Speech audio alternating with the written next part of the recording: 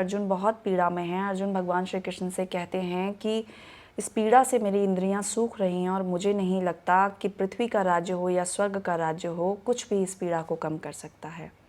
असल में अर्जुन की सिचुएशन कोई अद्वितीय नहीं है। हम भी जब पीड़ा में होते हैं, दुख में होते हैं, तो सबसे पहले उसका कारण जानने की कोशिश करते हैं, और जब हमारी बुद्धि एक स्पॉट के बाद सॉल्यूशन देने में असमर्थ हो जाती है, तब आती है निराशा और उसके साथ आता है भ्रम।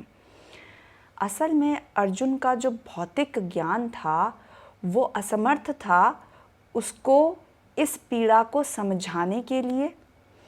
जैसे हम जब ये सोचते हैं कि हमने बहुत पढ़ाई करी है या हमने इतनी डिग्रियां ली हैं, हम तार्किक रूप से बहुत सक्षम हैं, लेकिन फिर भी हम सांसारिक उलझनों का सामना नहीं कर पाते हैं।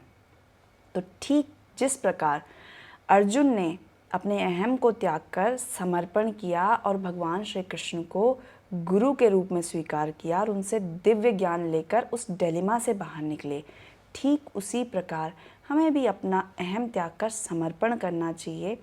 जैसे ही हम समर्पण करेंगे, गुरु भी प्रकट होंगे। हमें भी इस सांसारिक उलझनों से निकलने के लिए गुरु की आवश्यकता होती है, क्योंकि हमारा जो ज्ञान है वो भौतिक ज्ञान है, उसकी सीमाएं हैं, और जब हम सांसारिक उलझनों में उलझते हैं तो भौतिक ज्ञान पर्याप्त नहीं होता है उससे बाहर निकलने के लिए। तो अपना अहम त्यागिए और समर्पण कीजिए, जिस प्रकार अर्जुन ने किया था। नमस्कार।